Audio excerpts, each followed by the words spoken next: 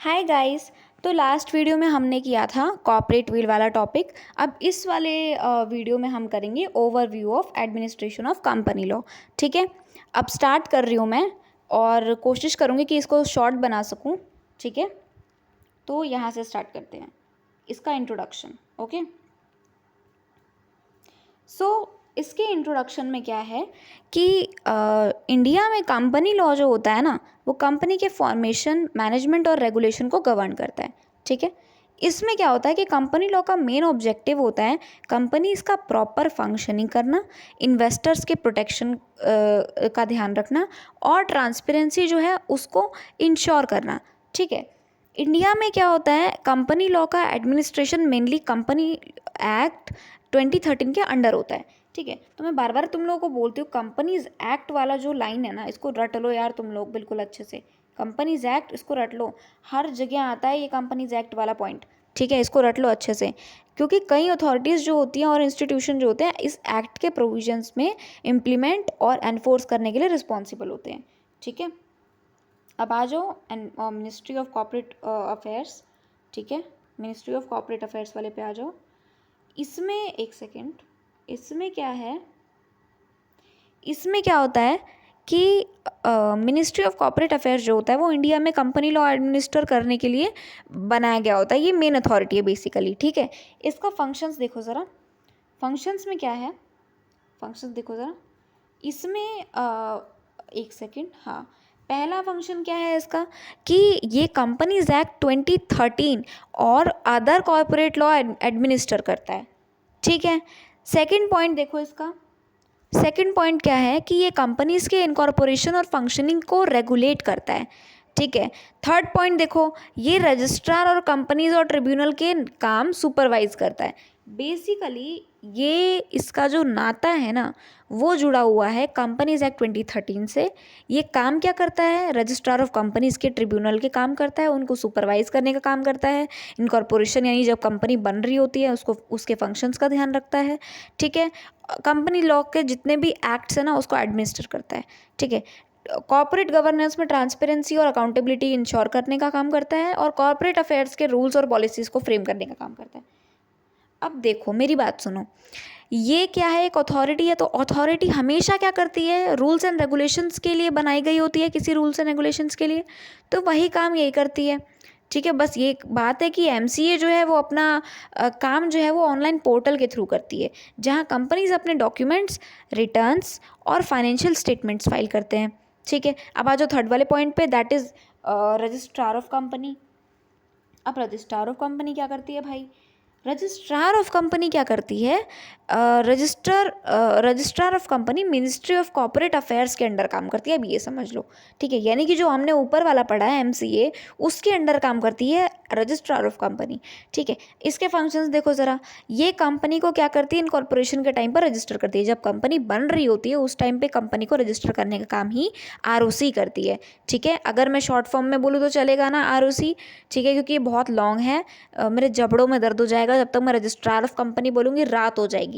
ठीक है, वैसे तो रात हो ही रही है, बट अगर मैं इसको रजिस्ट्रार ऑफ कंपनी बोलूँगी ना तो सुबह हो जाएगी। ठीक है, इसलिए मैं इसको आरओसी ही बोलूँगी, आरओसी से डिनोट करूँगी रजिस्ट्रार ऑफ कंपनी को। ठीक है, अब इसका सेकंड पॉइंट क्या है, ये सर्टिफिकेट ऑफ इनकॉर्पोरेशन को इशू करने का काम करता है। ठीक है, थर्ड पॉइंट देखो, ये सभी रजिस्टर्ड कंपनीज के रिकॉर्ड मेंटेन करने का काम करता है।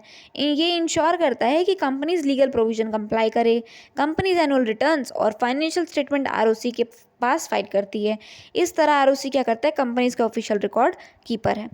अब देखो आरओसी का क्या काम है कि देखो मोटा मोटी जान लो, आरओसी का क्या काम होता है, ये एनुअल रिटर्न और फाइनेंशियल स्टेटमेंट जो है ना उसको रिकॉर्ड करने का काम करता है। ठीक है, ये रूल्स एंड रेगुलेशंस वाले से रिलेटेड है। एंड रजिस्ट्रार ऑफ कंपनी क्या करता है, कंपनीज को रजिस्टर करने का काम करता है। अब आ जाओ फोर्थ वाले पॉइंट पर, that is NCLT. NCLT, NCLT क्या है, नेशनल कंपनी लॉ ट्रिब्यूनल। ये एक कासी जुडिशियल बॉडी है जो कंपनी से रिलेटेड मैटर्स को हैंडल करता है। ठीक है, इसके फंक्शंस देखो ज़रा, बेसिकली कासी जुडिशियल बॉडी का मतलब है कि ये न्यायालय है।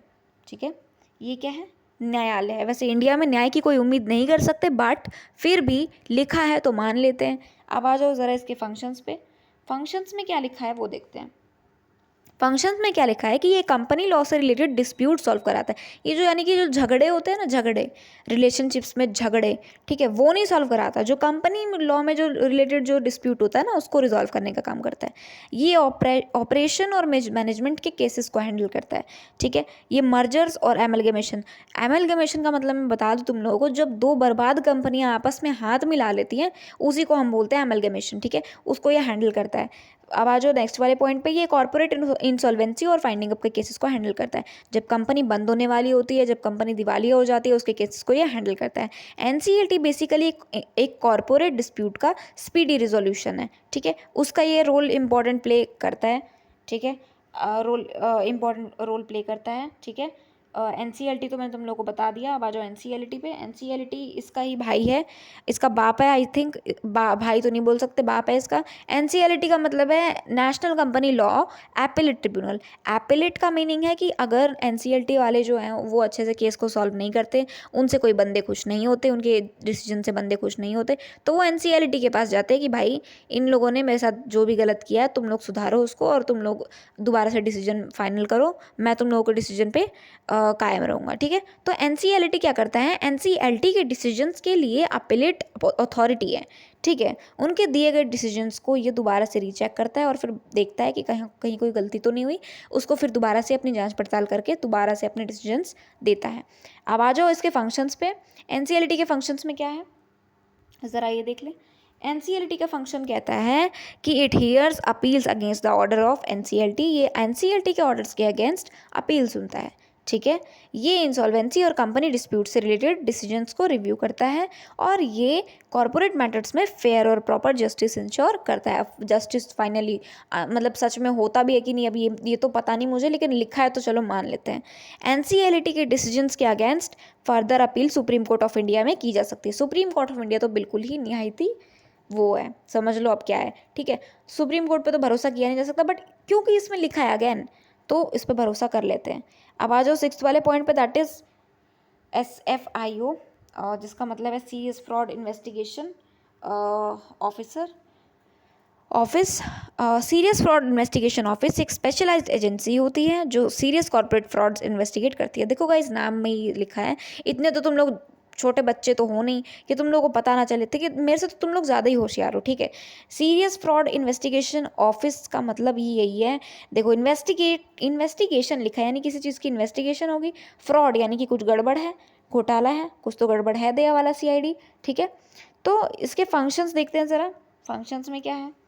फंक्शंस में क्या है, complex corporate fraud cases investigate करता है, फाइनेंशियल एविडेंस कलेक्ट करता है, एग्जामिन करता है उनको कि सही है कि नहीं, गवर्नमेंट को फ्रॉड केसेस प्रोसिक्यूट करने में असिस्ट करता है। अब आ जाओ सेवन्थ पे, इसके इंपॉर्टेंस देख लेते हैं ज़रा। इंपॉर्टेंस ऑफ लॉ एडमिनिस्ट्रेशन, ठीक है। इंपॉर्टेंस देखो ज़रा, इस इंपॉर्टेंस में क्या है, ये कंपनीज का लीगल रेगुलेशन इंश्योर करता है। कंपनी लॉ का प्रॉपर एडमिनिस्ट्रेशन इंपॉर्टेंट क्यों है पहले ये देखते हैं। वो ये इसलिए है क्योंकि कंपनी जो है वो लीगल रेगुलेशन इंश्योर करता है, ठीक है। कंपनीज का लीगल रेगुलेशन इंश्योर करता है। सेकेंडली, शेयर होल्डर्स और इन्वेस्टर्स को प्रोटेक्ट करता है। और थर्ड, फ्रॉड और मिसमैनेजमेंट को प्रिवेंट करता है। ये क्या करता है, ट्रांसपेरेंसी और कॉर्पोरेट गवर्नेंस को प्रमोट करने का काम करता है, ठीक है। अब तुम्हारा जो ये वाला टॉपिक है गाइस वो ख़त्म हो चुका है। अब नेक्स्ट वाले वीडियो में हम करेंगे that is types of companies including private and public company, जो ये रहा, ठीक है।